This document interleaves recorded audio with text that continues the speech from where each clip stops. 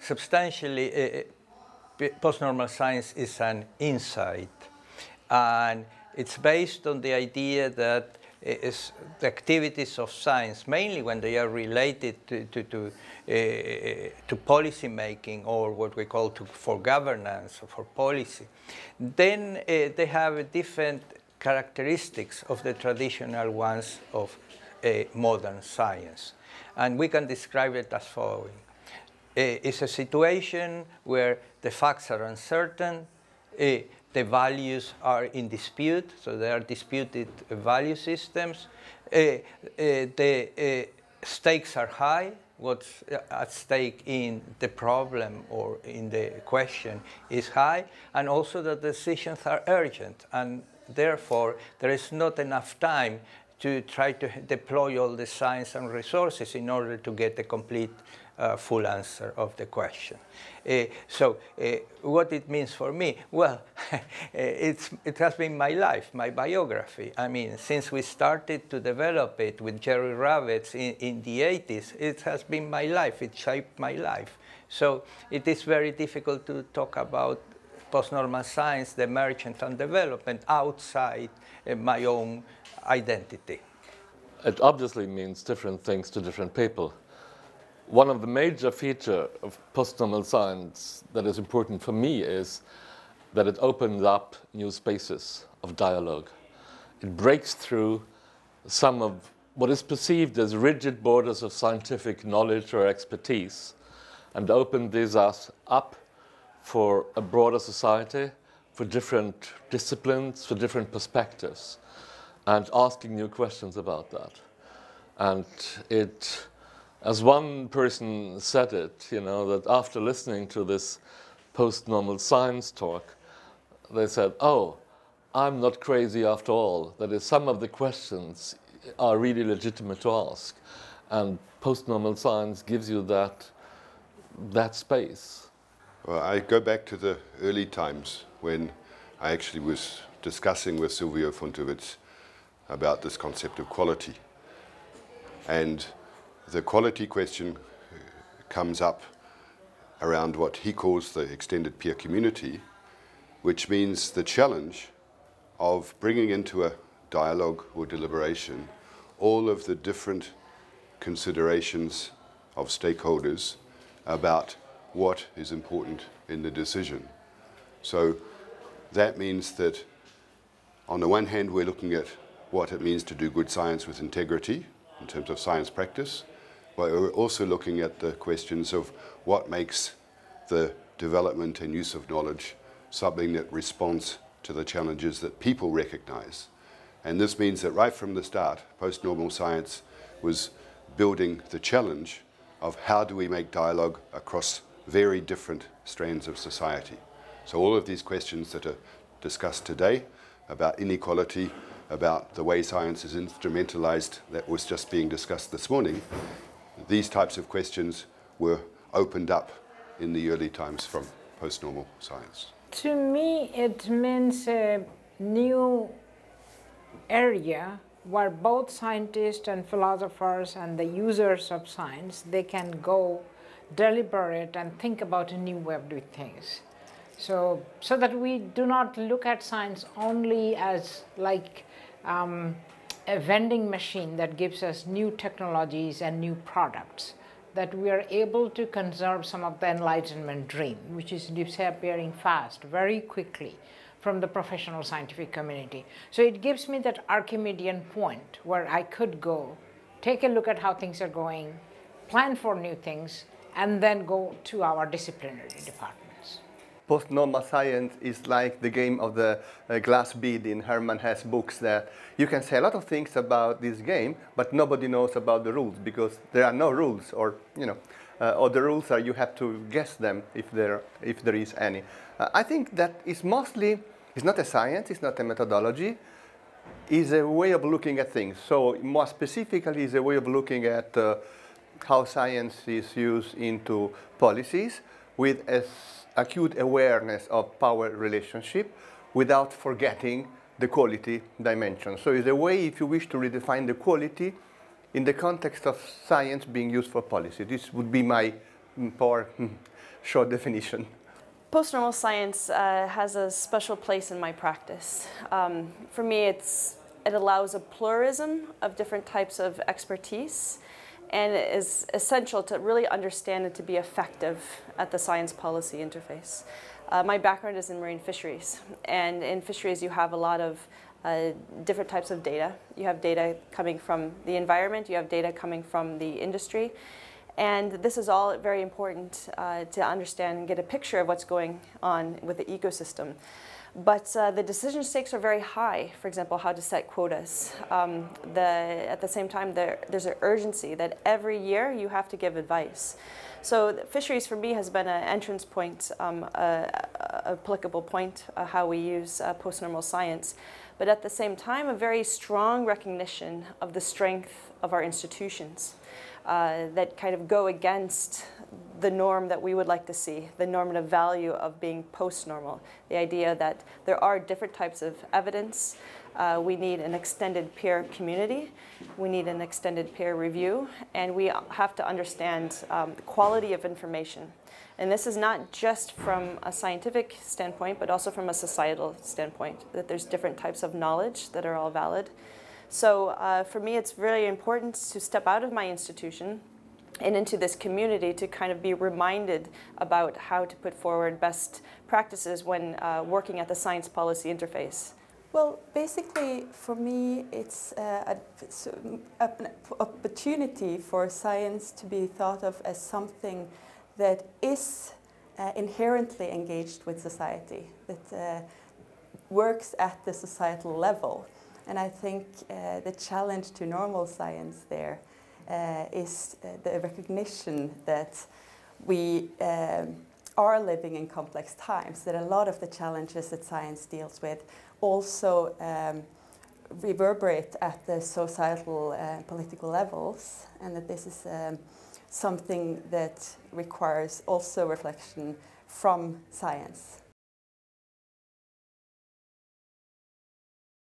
What we did is to develop what we think are the basis, the philosophical, the political, the methodological basis of a new science for a new age.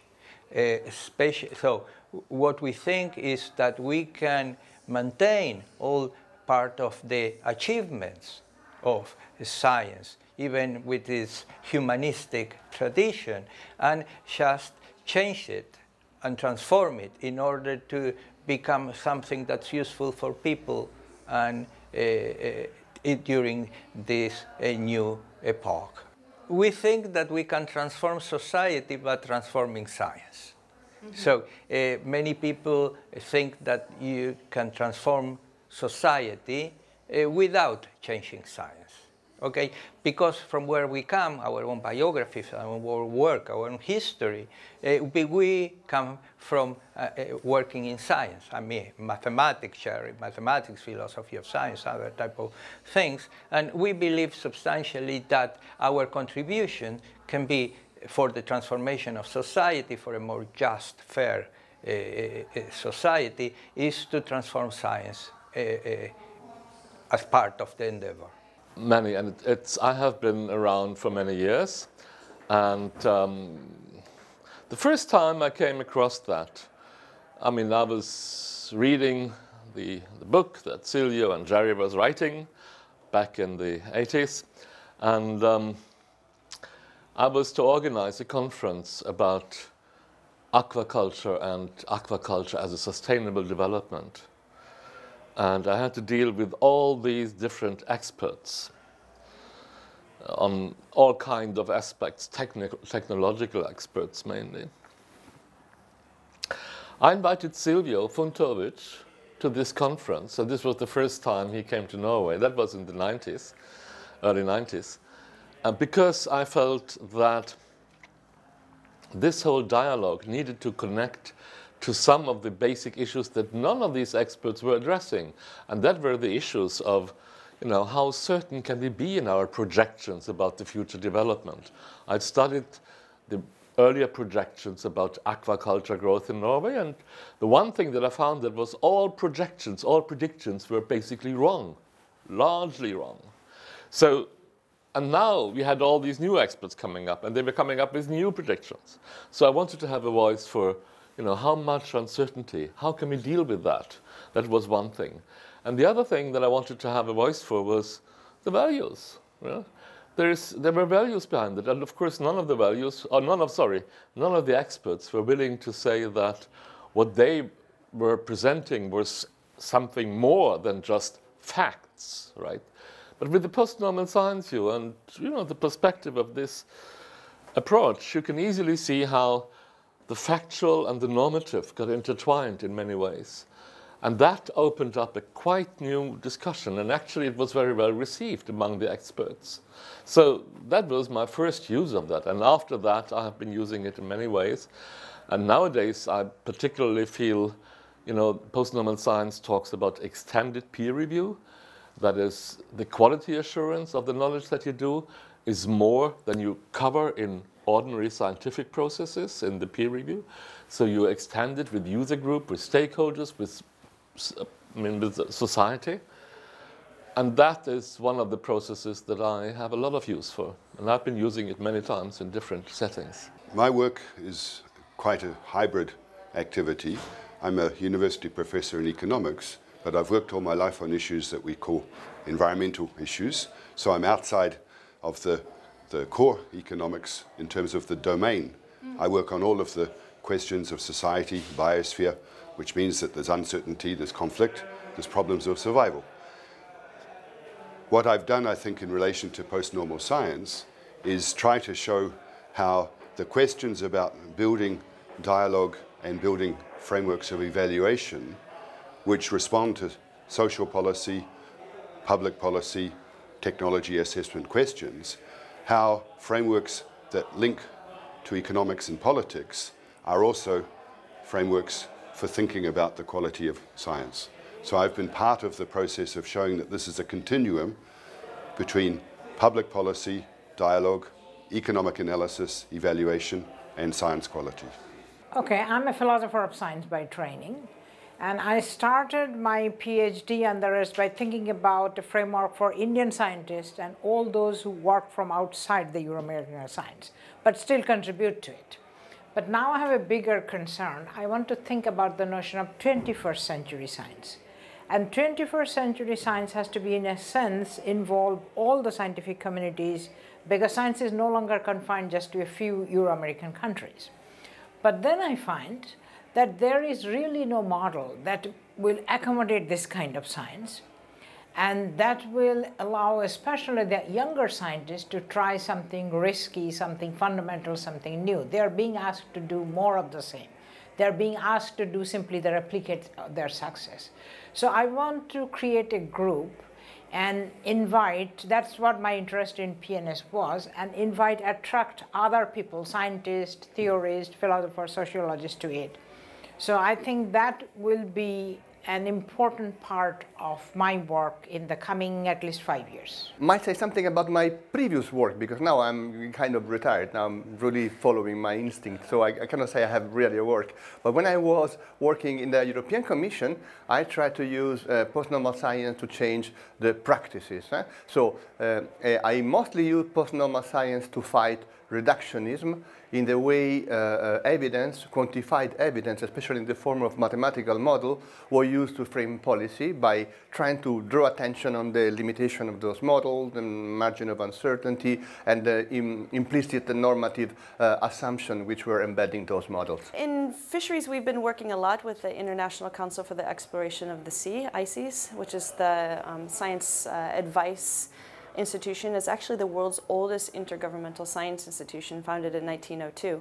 We've been working within ICES and working groups, namely the working group in fishery systems and now the working group marine systems, to understand how to put a post-normal view and how to apply that concept. But more and more, I also my practice is defined by responsible research and innovation. So that is also taking kind of a normative stance of responsibility in science and technology and biotechnology. So from the fisheries and environmental perspective to also the idea of genetically modified salmon and the future of aquaculture and how technology is informing aquaculture, how to look at different traits and different phenotypes that could be beneficial for the industry, but also under this post-normal literacy that, okay, this could be good, but it could also be bad. We need an informed public debate to help inform where the technology transitions and trajectories could go. So I'm trying to use also post-normal science literacy as a way to create that public debate to look at, for example, CRISPR-Cas9 edited salmon and what possible futures and future narratives of that could be. So I did my PhD at the SVT Center in Bergen, which I've heard several times at this conference described as an PNS hub. So I was basically bred into slightly a PNS way of thinking about science in society. My professional work has been mostly on how art and culture relates to science and technology. So my PhD was on artists working with biotechnology and other citizens also engaging with biological systems. And my work since then has been in different ways looking at cultural engagement with science. Yeah? So for that, PNS is an important backdrop, but as a philosopher of art and culture, I use it indirectly, I would say, as a way of thinking about science with art and culture. Because I really enjoy meeting people, and especially young people who join this community, which, as we can see, is a very diverse, very special, very vibrant community. It's a small community, but that makes it even more intimate, the type of meeting. So I really enjoy meeting all these, especially the young people. Yeah. And that's out of a feeling of responsibility. This one article that introduced this term is now, it's 25 years ago that it was published. And for a long time, this was a little phenomenon on the periphery. But now, finally, some people start to note it and, to realize that that may be useful. And so why I'm here, why we organize this, is to stimulate particularly younger scholars to just take on some of these perspectives and see what they can do with it. Let them take it in and let them run with it. It's not a school, it's not a dogma, it's nothing fixed, but it opens up perspectives, and I hope that that can communicate in this conference. Well, of course you have to ask, and each year we have to ask. I attend it because I feel that the people who are part of this open community, which changes all the time. It's like a club, but it doesn't have very strict membership rules. So some people come to one meeting, they don't come again. But it's tight like a network of people which is willing to keep on asking important questions. It doesn't have a strong power structure, it doesn't have a hierarchy that says this is right, this is wrong. So it's actually a space of dialogue. And I think that's part of what post-normal science wants to be. It's part of what makes it interesting, and that's probably why I come when I can. Well, for two reasons. One is, of course, I did a little bit of things with some of the scientists who are my friends, but also increasingly becoming my collaborators. So I wanted to present this work in a format and have other people's feedback to it. Secondly, I want to set up a group at my home university at Texas at UTEP.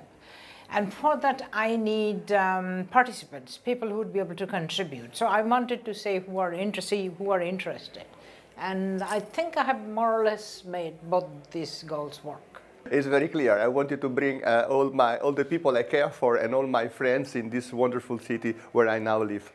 I was involved in coordinating the very first post-normal science symposium in Bergen in 2014, if I remember correctly. And it's a very important network to me, personally and professionally. Silvio and Jerry are pioneers and continue to inspire. And I've been also working at the Center for the Study of the Sciences and Humanities in Bergen, but now in the Department of Biological Sciences. So it's even more important to me to stay into this network, to grab that critique and to be critiqued and to bring that back into my own practice. Well, pragmatically, I was part of the scientific committee and was asked to chair some of the panels. But I'm here because I see that PNS is a growing community and with a very interesting spectrum of interdisciplinary researchers. So in order to interact with some of these people.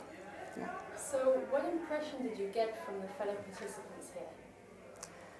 What impression? There's lots of interesting impressions. I think one of the important things that PNS in general leaves me with, and that has been emphasized several times during this conference, is that science is no longer a quest for truth as such. So there's been several suggestions throughout these 3 days that we need a different kind of thinking about what science is and can be. So, for instance, there was a suggestion that we should see science as presenting hypotheses to society, or science as a way of coping with our current situation.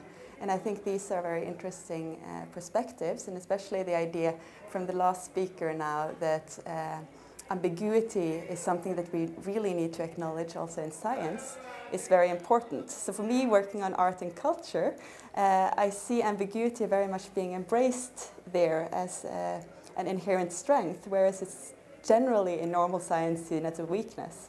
So my hope is that I can take something from that and think further about how these different practices inform each other. That's, as I say, at this stage, in this fourth, I mean, I think Barcelona is an excellent place for this. And so what I see is that I did not expect such a diversity that we have.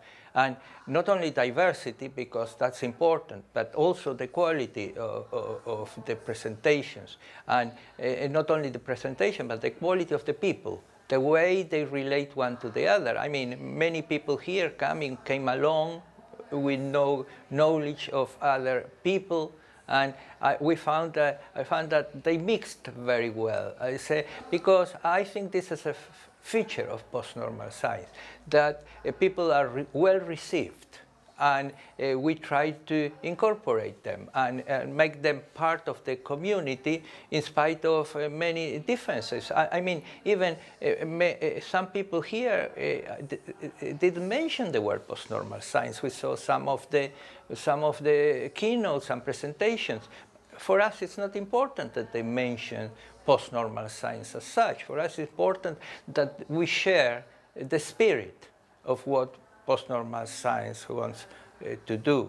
In that sense, I think that we are today. I just wanted, I mean, the question, you say scholars. Well, there are some scholars, of course, but they are not only scholars. We are very proud that our message is not only for academics and scholars.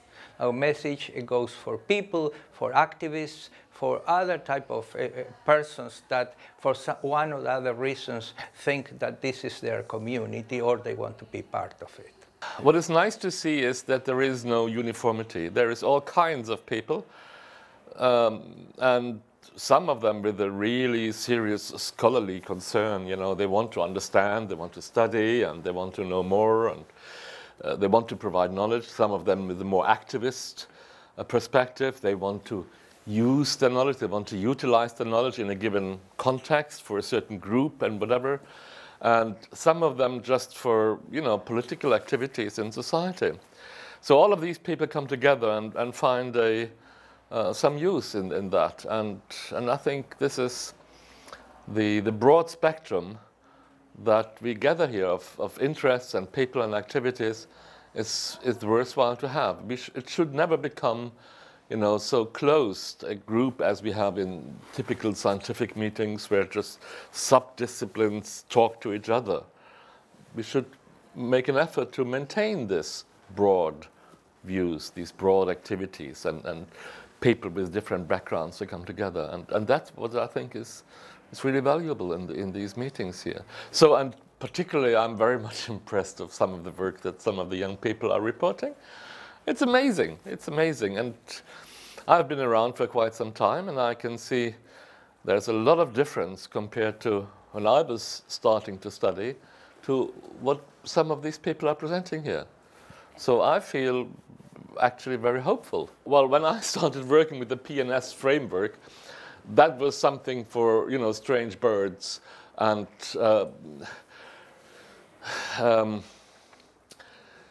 you were basically a little bit ridiculed by your peers, right? And I mean, the first thing that happened to me is when I was in a philosophy department. Before that, 10 years earlier, and I took and I was running a seminar on feminist philosophy of science. Then all the male people in the department were saying, "Oh, you know, what a nonsense! You know, the next will be philosophy of football or what?" You know, and maybe it should have been, but actually, it was one of the most popular events in the end, and it had an impact. With the post-normal science too. I mean, I had a little seminar, and one of the impact of that was that one of the students wrote a thesis that was following, as a case study, the building of the Oslo airport and discussing all the uncertainties. And then that was while they were building the airport. And then a couple of years later, and all of a sudden, all these problems came up. And everybody says, "Oh, we didn't know anything about it." But we could point to the fact that there were uncertainties, and they were known already a long time ago, but nobody made any decision maker aware of them.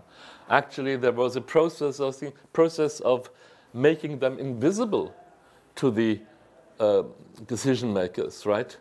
And that was then going on to the national newspaper and so on. But our point was always there's a responsibility of the scientist not to bury the uncertainties and the values, but to make them come up for a public discussion. And I think that was hard in the beginning, and you know, you were a strange bird, and but then it did something. And nowadays it's much easier. I see there is even some establishment science recognizing the importance of post-normal science.